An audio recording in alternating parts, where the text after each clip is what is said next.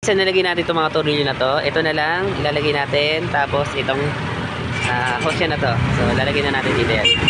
Ito lang yan nakalagay. Nakasalpak lang yan, guys. Ay, hingay yan. Yan. So, ikasalpak nyo lang yan dyan. Hindi nyo lang maigi. Yan. Tapos dito na yan. So, assembly ko lang to, guys. Ito ay dito to. Yan.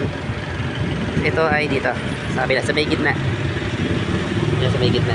Yan. Pasok nyo lang yan dyan. So, yun guys. Balikan ko kayo. Kapit ko lang to. Na? So, yun guys. Naikabit na natin tong yung hose niya na yan. So, kita nyo naman guys. Puro puti na siya. So, hindi siya katulad kanina na itim. Tapos, lagyan nyo na yung takip. So, yun na. Buo na to. So, balikan ko kayo guys. At testingin lang natin to. So, tornilyo lang. Ito tornilyo. Yan. Na. So, yun guys. Balikan ko kayo.